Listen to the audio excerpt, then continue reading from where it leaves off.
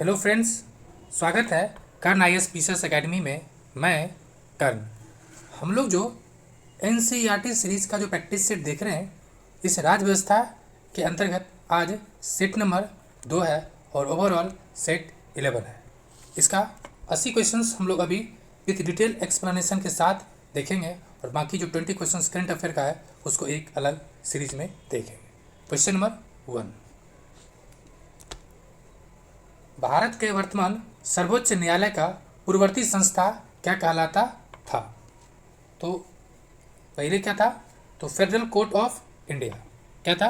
Federal court of India. ये कब से कब तक काम किया?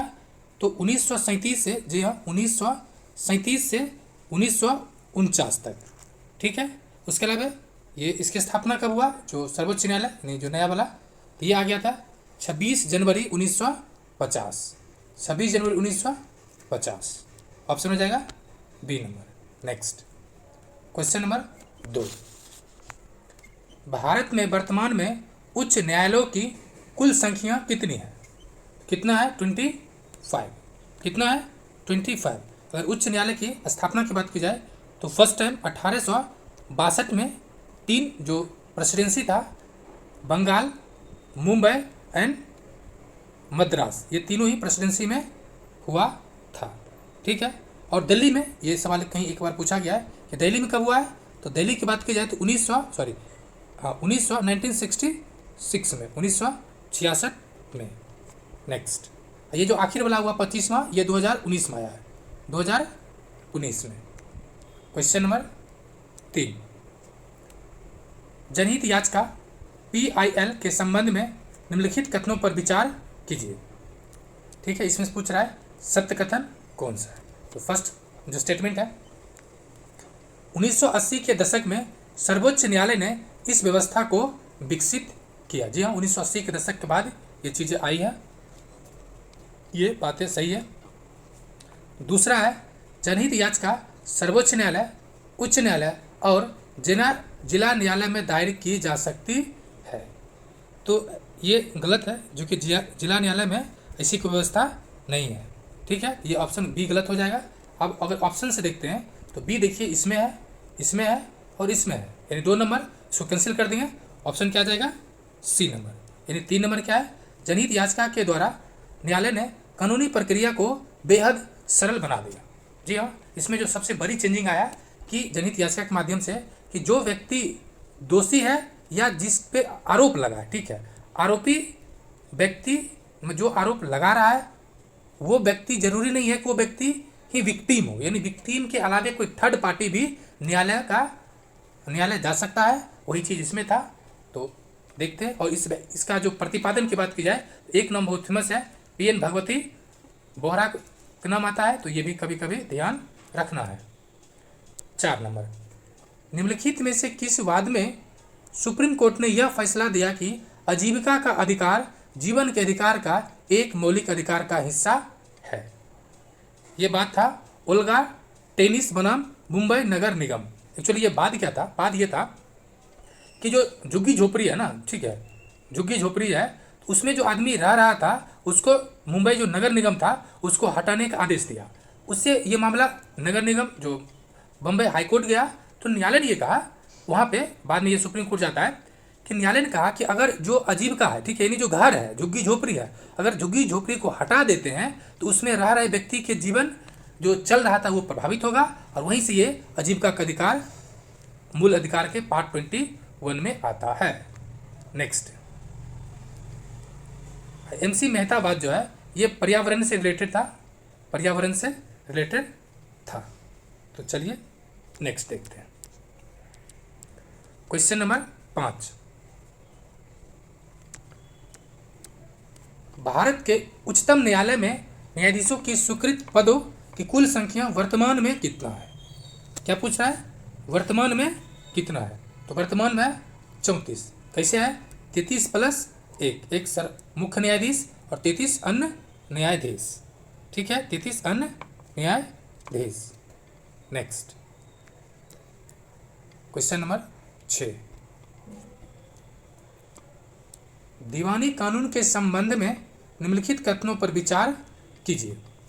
दीवानी कानूनों का संबंध व्यक्ति विशेष के अधिकारों के उल्लंघन या अवहेलना से होता है। चूंकि सत्य कथन पूछ रहा है तो पहला कथन सत्य है। यदि कोई व्यक्ति दीवानी कानूनों के उल्लंघन का दोषी पाया जाता है तो उसे जेल भेजा जाएगा। क्वेश्चन नंबर 7, भारत में मुस्लिम समुदाय की सामाजिक, आर्थिक और शैक्षणिक स्थिति का जायजा लेने के लिए निम्नलिखित में से किनकी अध्यक्षता में एक उच्च स्तरीय समिति का गठन वर्ष 2005 में किया गया था?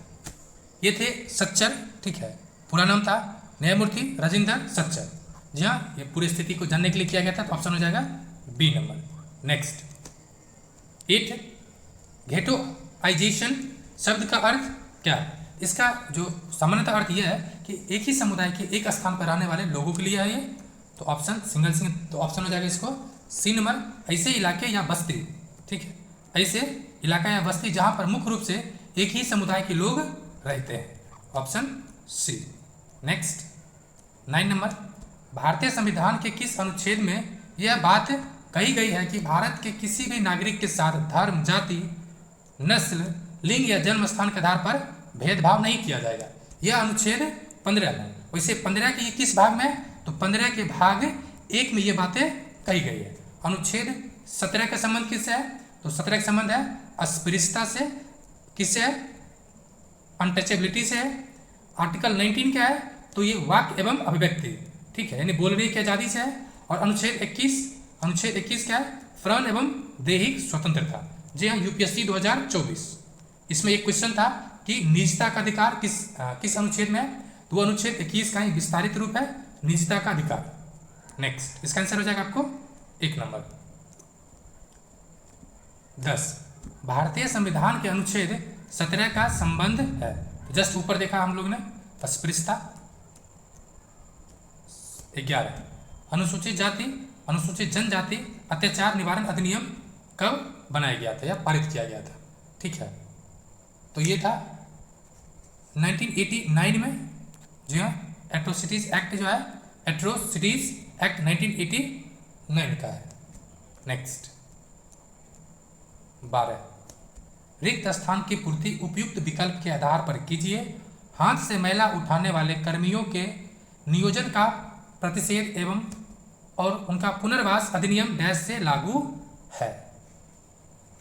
यह दिसंबर 2003 की घटना है, तो ऑप्शन हो जाएगा आपको 6 दिसंबर 2003, ऑप्शन नंबर डी। ये कब की घटना है? 2000, अधिनियम, घटना नहीं बल्कि अधिनियम 2003 का है।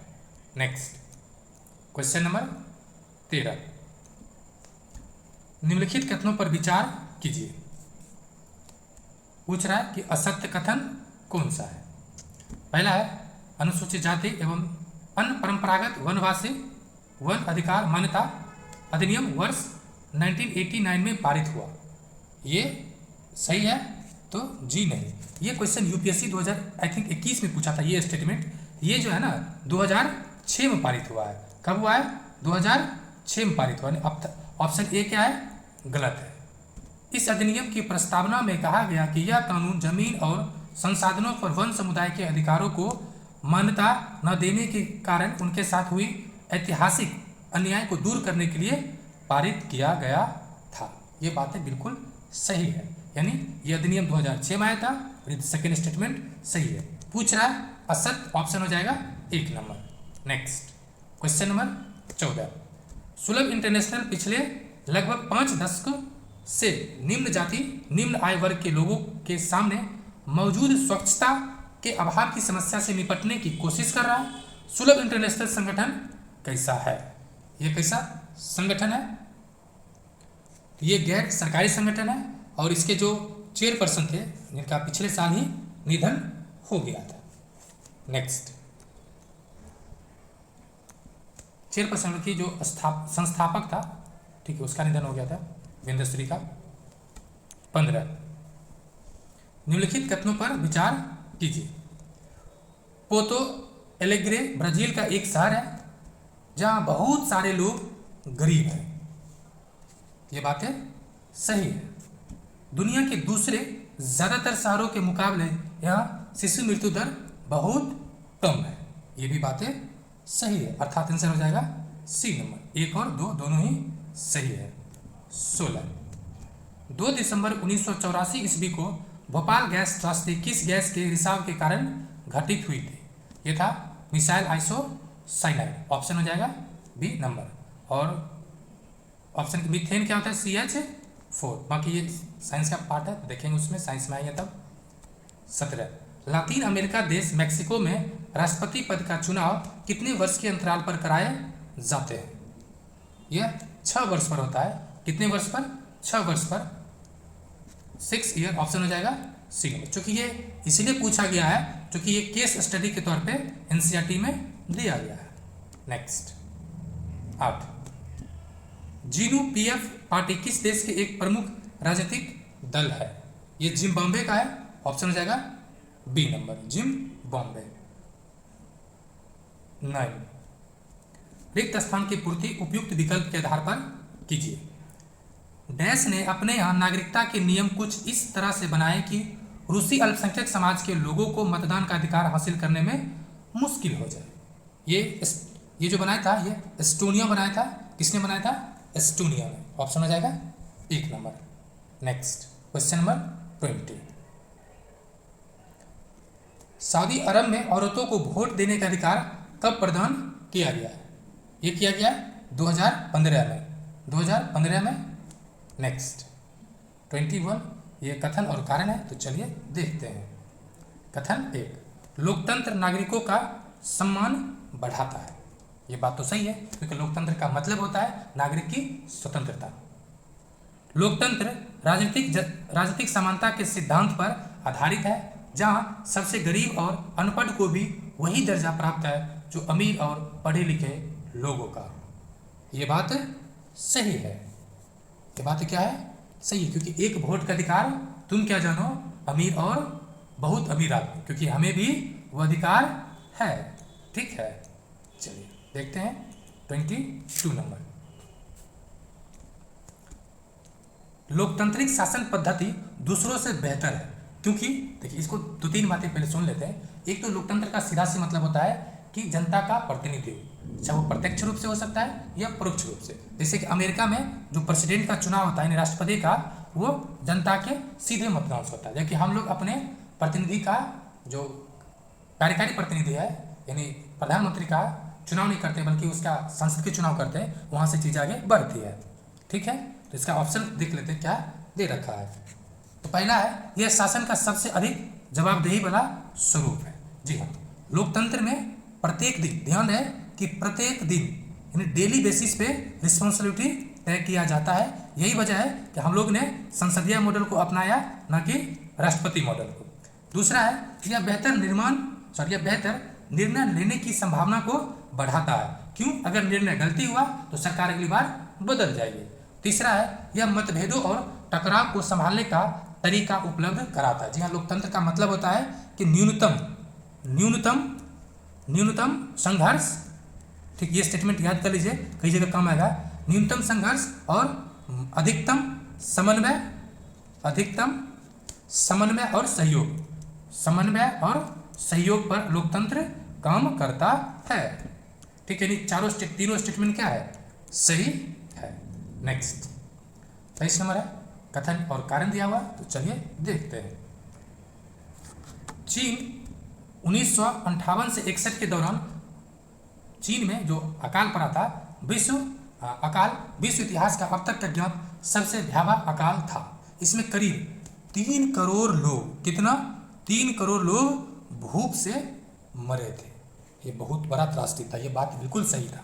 और अर्थशास्त्रियों का मानना है अगर चीन में बहुदलीय चुनावी व्यवस्था होती, इतने सारे भूख से लोग नहीं मरते। जी हाँ, ये बात सही है, और कथन और कारण दोनों ही सही है। अगर डिसेंट्रलाइजेशन होता तो निर्णय या कुछ रोजगार का कार्यक्रम चलता और भूखे लोग नहीं मरते। 24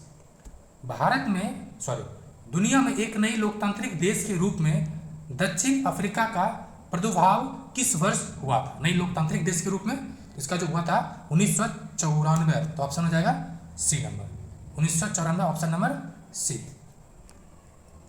ये मैच द फ्लोइंग है, पार्टी और उसके संस्थापक है। तो चलिए देखते हैं। पहला है भारतीय जनसंघ। जी हाँ, जनसंघ जो अभी इसका जो प्रेजेंट स्वरूप है वो आरएसएस है। कौन है? आरएसएस। और इसके संस्थापक थे श्यामा प्रसाद मुखर्जी। दूसरा है रिपब्लिक पार्टी ऑफ इंडिया। ये कौन है? ये अंबेडकर जी का था। अभी जो रिपब्लिकन पार्टी है, ठीक है, रिपब्लिकन पार्टी जो अठावले वाला है, जो महाराष्ट्र का था, महाराष्ट्र का है, वो वाला है, ये हो जाएगा डॉक्टर भीमराव अंबेडकर। और स्वतंत्र पार्टी ये था के.एम. मुंशी। के.एम. मुंशी यानी क्या हो गया? 2, 3, 1। चलिए ऑप्शन देखते हैं। 2, 3, 1 कहाँ दे रखा है? 2, 3, 1 ऑप्शन नंबर बी। ऑप्शन हो जाएगा बी। नेक्स्ट 26। स्वतंत्र भारत के प्रथम शिक्षा मंत्री कौन थे? तो ये कलाम साहब थे। कौन साहब थे? कलाम साहब। और इंटरेस्टिंग बात है, कलाम साहब का जन्म, जो ऑप्शन ए हो जाएगा, इनका जन्म सऊदी अरब में हुआ था। कहाँ हुआ था? सऊदी अरब में हुआ था। सऊदी अरब में, ये भी ध्यान रखने की बात है। नेक्स्ट 27। झारखंड पार्टी के संस्थापक कौन थे? तो ये जयपाल सिंह था। ध्यान ये रखना है कि शिबू सोरेन का जो है वो JMM है, ठीक है, झारखंड मुक्ति मोर्चा। बट ऑप्शन फंसाने के लिए दे रखा है, तो ऑप्शन हो जाएगा जयपाल सिंह। 28। स्वतंत्र भारत के पहले रक्षा मंत्री कौन थे? तो ये बलदेव सिंह थे। ऑप्शन हो जाएगा बी नंबर। कौन थे? बलदेव सिंह। 29। स्वाधीन भारत के पहले वित्त मंत्री कौन थे? तो ये थे TT कृष्णाचारी, जो कि ऑप्शन आपको डी नंबर पे दिख रहा होगा। नेक्स्ट जो 29 नंबर है, सॉरी 30 नंबर है, इसको देख लेते हैं क्या क्या स्टेटमेंट है। भारतीय संविधान निर्माता सभा के संबंध में निम्नलिखित तथ्यों पर विचार कीजिए। पूछ रहा है असत्य कौन है? तो प्रारूप कमेटी के अध्यक्ष पंडित जवाहरलाल नेहरू थे? जी नहीं, ये थे अम्बेडकर जी। अम्बेडकर, ठीक है, तो ये गलत हो जाएगा। संविधान सभा में 3 वर्षों में कुल 114 दिन के भीतर 14 दिन गंभीर चर्चा हुई थी। ये बात सही है। दूसरा है उन चर्चाओं की हर बात को कॉन्स्टिट्यूएंट असेंबली डिबेट्स नाम से 12 मोटे मोटे खंडों में प्रकाशित किया गया। ये भी बातें सही था। तो जो संविधान लिखा गया था, ठीक है, मूल जो संविधान है वो इंग्लिश में है। किस में है? इंग्लिश में। उसके बाद में हिंदी रूपांतरण किया गया। दूसरा इसमें आपको जानने वाली बात यह है कि जो प्रारूप समिति था, ठीक, उसमें टोटल 7 सदस्य था। कितना? 7। इसमें से एक अम्बेडकर जी भी थे। आंसर हो जाएगा ऑप्शन नंबर ए, जो कि औसत पूछ रहा है। नेक्स्ट पूछ रहा है XYZ संविधान के प्रेरणा लेकर समकालीन दुनिया के अधिकांश देशों ने अपने संविधान की शुरुआत एक प्रस्तावना से किया है। तो वो प्रस्तावना किस देश से आया था? तो we the people of America. क्या है? We the people of America. तो ऑप्शन हो जाएगा बी नंबर। 32 है भारतीय संविधान की प्रस्तावना में समाजवादी पंथ निरपेक्ष शब्दों को किस संविधान संशोधन के माध्यम से जोड़ा गया था? तो यह 42वें संविधान संशोधन, ठीक है, 1976 में जोड़ा गया 42वें संविधान। इसमें 3 शब्द था प्रस्तावना में। 2 शब्द तो यही है, समाजवाद और पंथ निरपेक्ष। तीसरा था अखंडता। क्या था? अखंडता। ये तीनों ध्यान रखना है। नेक्स्ट इसमें एक चीज और ध्यान रखना है, जो 24वें संविधान संशोधन था, इसमें क्या किया गया था? इसमें ये पारित किया गया था कि संसद को ये अधिकार है कि मूल अधिकार में संशोधन कर सकती है। और दूसरा कि जो विधि शब्द है, ठीक है, विधि शब्द है, विधि शब्द में संशोधन विधि भी शामिल है। नेक्स्ट 33 संविधान का वह पहला कथन जिसमें कोई देश अपने संविधान के बुनियादी मूल्यों और अवधारणाओं को स्पष्ट ढंग से कहता है, क्या कहलाता है? तो ये जो एक शब्द में कहा जाए, ये कहलाता है प्रस्तावना, है ना। हम भारत के लोग भारत को एक संपूर्ण प्रभुत्व संपन्न समाजवादी पंथ निरपेक्ष लोकतांत्रिक गणराज्य बनाने के लिए तो ये चीज़ें सब कुछ कहती है। 34 समाज में संपदा सामूहिक रूप में पैदा होती है और समाज में उनका बंटवारा समानता के साथ होना चाहिए। भारतीय संविधान के प्रस्तावना में प्रयुक्त कौन सा शब्दावली उक्त भाव को अभिव्यक्त करती है? तो ये हो जाएगा आपको समाजवादी। समाजवादी मतलब क्या होता है कि जो संपत्ति है उसका संकेंद्रण न हो, यानी उसका विकेंद्रीकरण। नेक्स्ट 35 लोकतंत्र बचाओ का नारा किसने दिया था? ये इमरजेंसी के समय हुआ था, ठीक है, आपातकाल के समय हुआ था। कब हुआ था? आपातकाल के समय। ये दिए थे जयप्रकाश नारायण। Option D. 36 राष्ट्रीय मतदाता दिवस किस तिथि को मनाया जाता है? तो 25 जनवरी, और ये 62 या मतलब बीपीएससी में एक बार पूछ चुका, बस इतना ध्यान रखना है। नेक्स्ट, स्वीप में एस क्या इंगित करता है? स्वीप में एस क्या इंगित करता है? तो सिस्टमैटिक इंगित करता है। ऑप्शन हो जाएगा बी नंबर, सुव्यवस्थित। 38 चुनाव में लोगों की भागीदारी के संबंध में पश्चिम देशों और भारत की स्थिति में संबंधित निम्नलिखित कथनों पर विचार कीजिए। पूछ रहा सही कथन कौन सा है, देखते हैं। कह रहा है भारत में अमीर और बड़े लोग की तुलना में गरीब और निरक्षर और कमजोर लोग कम संख्या में मतदान करते हैं। जी नहीं, ये उल्टा है। भारत में गरीब आदमी ज़्यादा मतदान करता है और अमीर आदमी कम। ये स्टेटमेंट पहला गलत। दूसरा कह रहा है कि पश्चिम के लोकतंत्रों में स्थिति ठीक उल्टा है। पश्चिम के लोकतंत्रों में स्थिति ठीक उल्टा, ऐसा भी नहीं है। लोकतंत्र लगभग सब जगह बराबर है। इन्हें आंसर हो जाएगा डी नंबर, ना 1 ना 2। 39 कथन और कारण है, तो चलिए देखते हैं। भारत के प्रधानमंत्री का कार्यकाल तय नहीं होता है। जी हाँ, कार्यकाल तय नहीं होता जब तक बहुमत है, ठीक है। बहुमत के तब तक वो शासन में रह सकता है। तो ये हो जाएगा 1 नंबर कि सही है। दूसरा कह रहा है प्रधानमंत्री तब तक अपने पद पर रह सकता है जब तक वह पार्टी या गठबंधन का नेता है। जब तक पार्टी या नेता गठबंधन नहीं कर सकते, इसको थोड़ा टेक्निकली समझे, जब तक वो मतलब उसके पास बहुमत है, ठीक है, जब तक कि उसके पास बहुमत है। बल्कि इस स्टेटमेंट के अनुसार दोनों ही सही है, ठीक है। ऑप्शन हो जाएगा 1 नंबर। एक ये सेम इसी तरह क्वेश्चन यूपीएससी पूछा है, जो सेम है, जो इस बार 24 में पूछा गया है। 40 मंत्रिपरिषद के कौन से समूह में मंत्रिपरिषद के कौन से समूह के मंत्री समूह माने जाते हैं? शीर्ष समूह, शीर्ष में किसको माना जाता है? तो कैबिनेट का जो मंत्री है उसको शीर्ष माना जाता है। और इस बार जो मंत्रिमंडल गठन भी हुआ है वो एज इट इज है प्रीवियस की तरह। 41 भारत के रक्षा बलों का सुप्रीम कमांडर कौन होता है? महामहिम राष्ट्रपति महोदय। कौन होता है? महामहिम राष्ट्रपति महोदय। नेक्स्ट, क्वेश्चन नंबर 42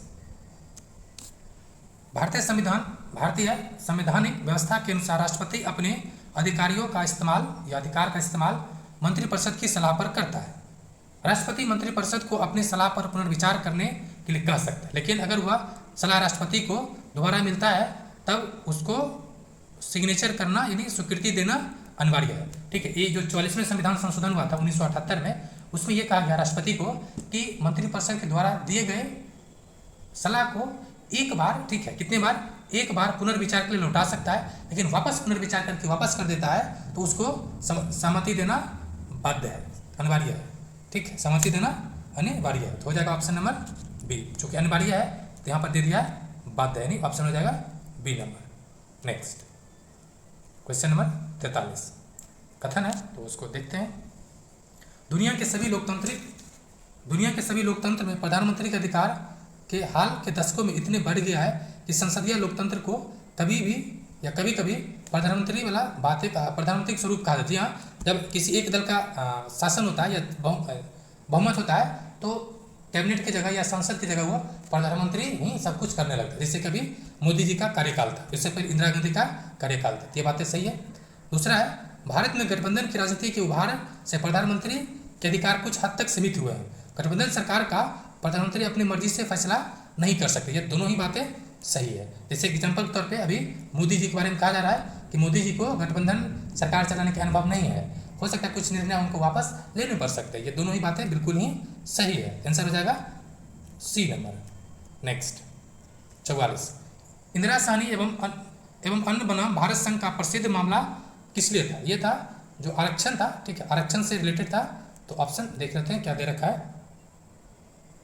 ऑप्शन दे रखा है बी नंबर पे कि सामाजिक एवं शैक्षणिक दृष्टि से पिछड़े वर्गों के आरक्षण का निर्णय।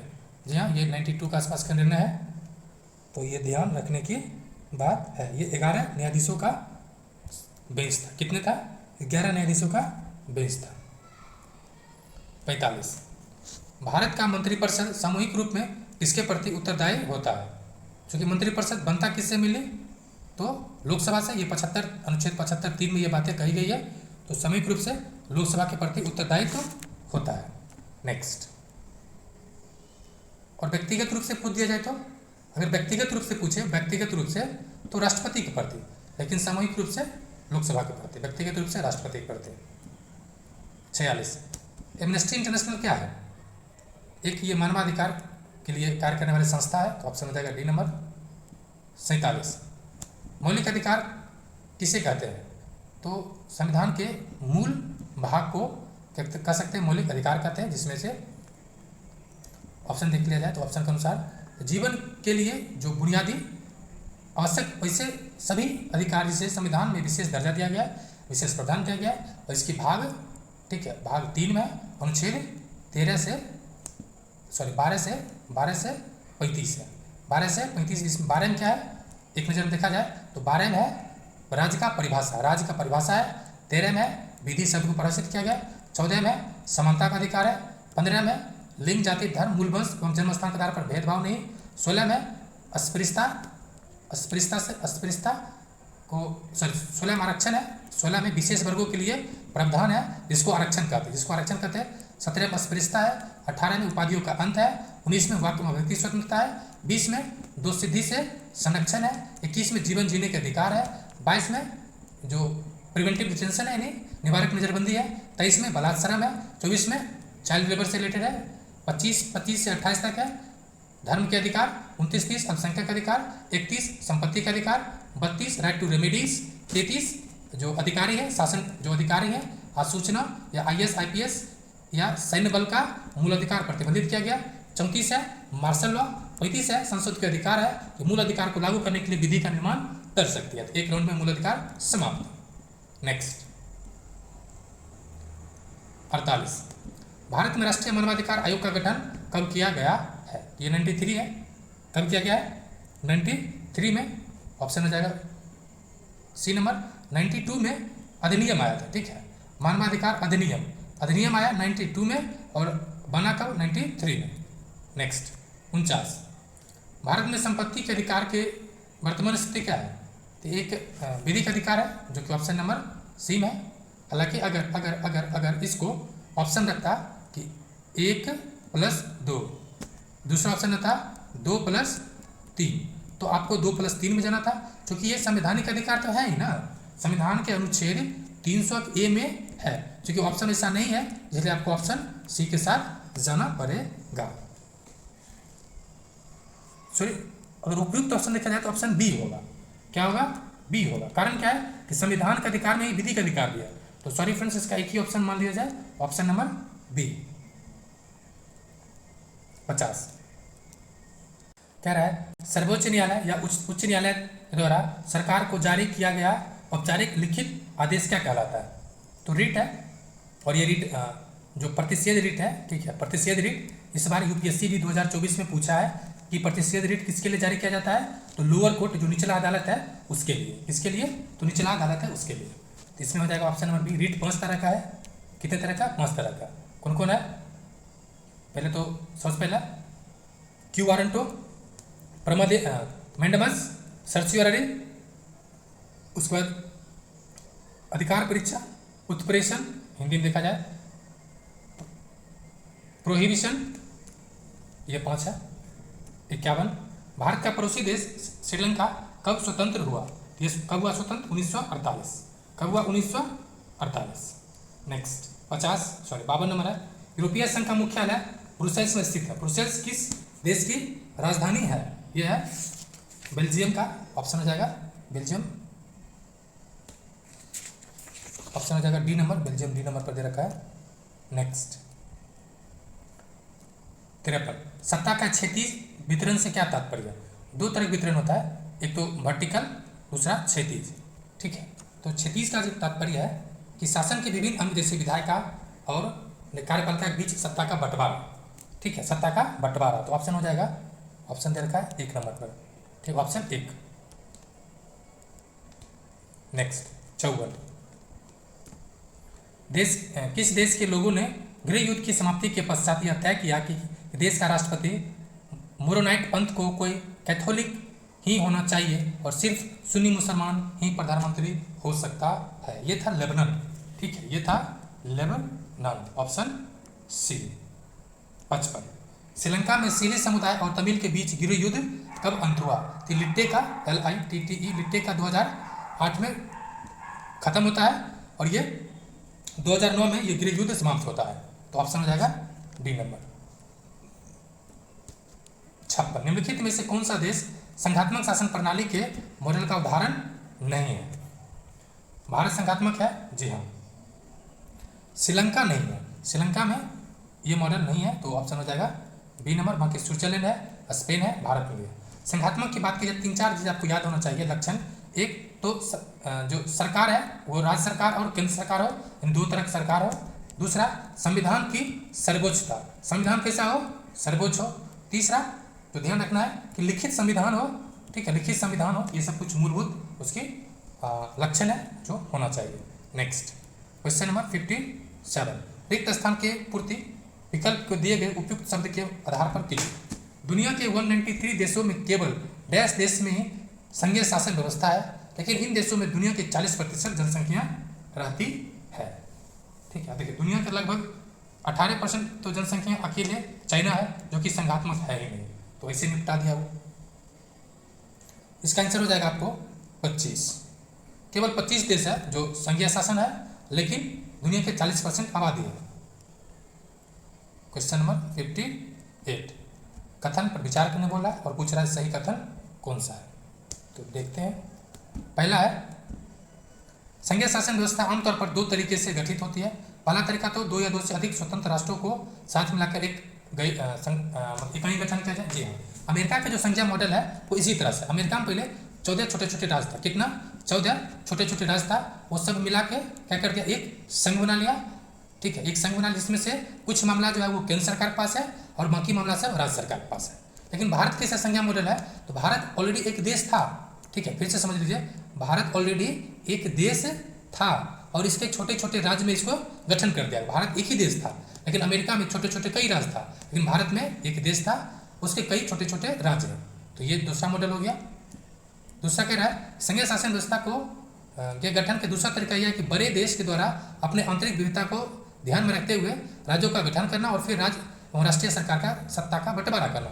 ये जो निचला मॉडल है वो इंडिया का मॉडल है, ऊपर वाला जो मॉडल है वो USA का मॉडल है। इंडिया का मॉडल किससे इंस्पायर है? तो कनाडा से। किससे? कनाडा से। ठीक है, किससे इंस्पायर है? कनाडा से। नेक्स्ट आंसर क्या हो जाएगा? ऑप्शन सी, दोनों ही सही है। 59, निम्नलिखित में से कौन सा विषय भारतीय संविधान के संघ सूची में शामिल नहीं है? तो पुलिस संघ सूची का विषय नहीं है, राष्ट्र सूची का विषय है। बाकी प्रतिरक्षा, विदेश मामले, बैंकिंग सब संघ सूची का विषय है। 60, संवैधानिक प्रावधानों और कानूनों के क्रियान्वयन की देखरेख में किसकी भूमिका सबसे महत्वपूर्ण मानी जाती है? किसके लिए कौन सा व्यवस्था है? तो कानून के क्रियान्वयन कौन करता है? तो स्वाभाविक सी बात है कि न्यायपालिका की काम है। कौन करता है? न्यायपालिका। 61, निम्नलिखित में से कौन सा भाषा भारत की अनुसूचित भाषा यानी 8वीं अनुसूची में शामिल नहीं है? ये सवाल UPSC में पूछ चुका है इस बार। संथाली, बोडो, डोगरी एंड मैथिली। ठीक है, तो ये पूछा था इस बार। तो भोजपुरी नहीं है, बाकी मैथिली है, नेपाली है, सिंधी है। आंसर हो जाएगा आपको डी नंबर। नेक्स्ट 62, जब केंद्र और राज्य सरकार से शक्ति को लेकर स्थानीय सरकार को दी जाती है, इस प्रक्रिया क्या कहता है? सत्ता का विकेंद्रीकरण। सत्ता का विकेंद्रीकरण, decentralisation of power. Decentralisation of power, ये ध्यान रखना। ऑप्शन नंबर बी हो जाएगा। नेक्स्ट 63, भारत में राष्ट्रभाषा का दर्जा संविधान के अनुसार किस भाषा को दिया गया है? राष्ट्रभाषा, याद रहे, राजभाषा राज्य देश को कहा जाता है। राष्ट्र एक भावना है जो जाति के आधार पर हो सकता है, भाषा के आधार पर हो सकता है, रंग के आधार पर हो सकता है, राज्य के आधार पर हो सकता है, मतलब छोटे छोटे क्षेत्र के आधार पर हो सकता है। तो राष्ट्रभाषा के तौर पर कौन है?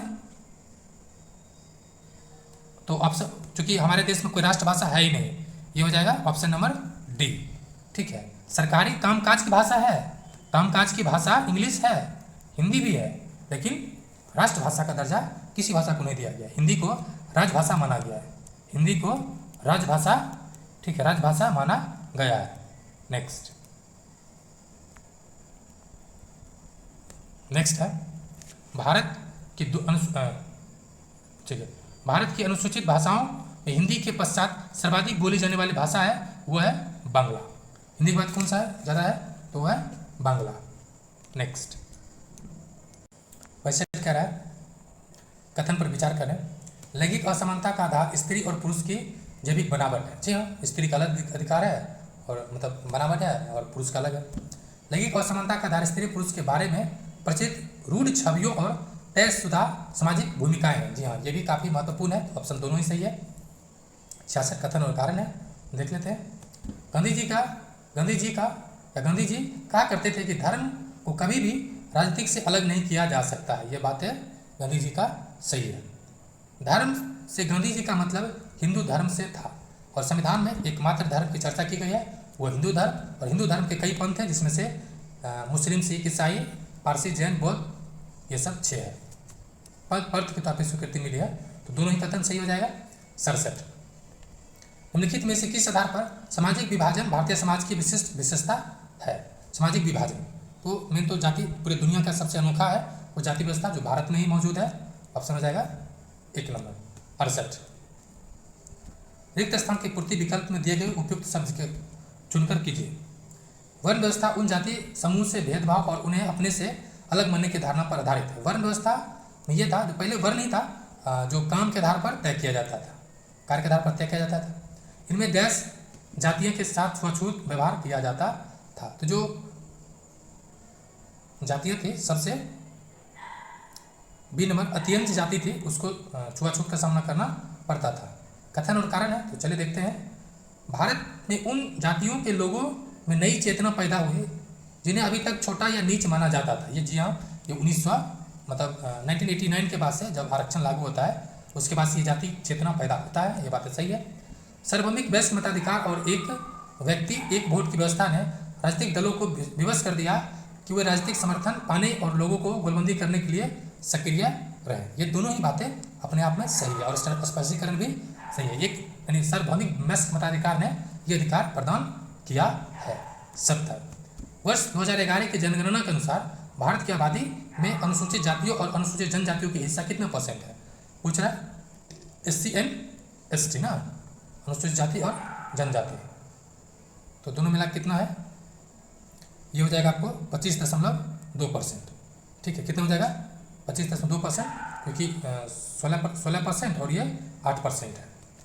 नेक्स्ट मतलब पॉइंट में 16 पॉइंट कुछ है और 8 पॉइंट कुछ है। भारत के किस राष्ट्रीय राजनीतिक पार्टी का चुनाव चिन्ह घड़ी है? तो घड़ी किसका है? तो नेशनल कांग्रेस पार्टी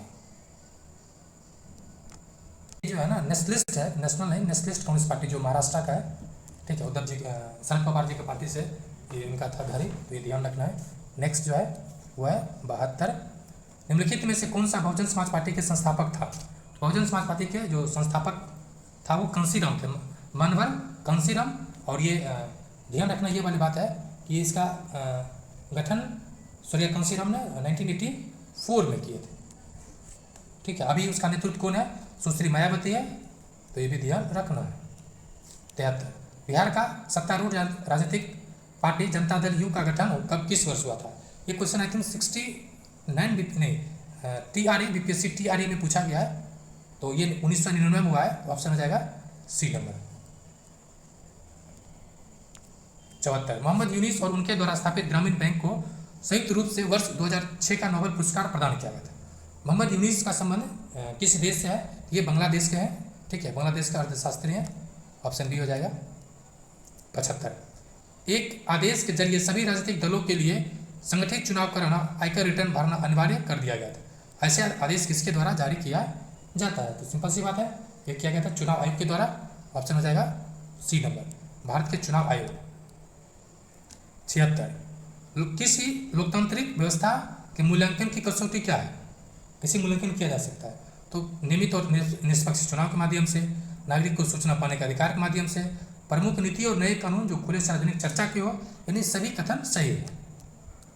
77 निम्नलिखित कथनों पर विचार कीजिए। 1950 से 2000 के बीच विभिन्न देशों में आर्थिक विकास की दरों पर किए गए एक अध्ययन में पाया गया कि सभी लोकतांत्रिक शासन प्रणाली देशों में विकास दर 4.42% है। ये बातें क्या है? तो क्वेश्चन नंबर 77 है, ये सही नहीं है। ठीक है, ये मतलब 4% से कम है, लेस देन 4%, लगभग 3.95% आसपास, यानी 4% से कम है। दूसरा है, उसी अध्ययन में यह भी पाया गया कि सभी तानाशाही वाले देश का आर्थिक विकास दर 3.35 है। जी नहीं, ये एक्चुअली में उल्टा कर दिया है। ठीक है, सभी तानाशाह जो है उसके यहाँ 4.42 है और लोकतांत्रिक देश में ये 3.95 है। तो कोई कथन सही नहीं है।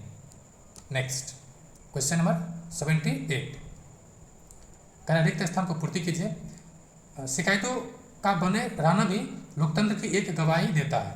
शिकायतों का बने रहना, ये भी बात सही है।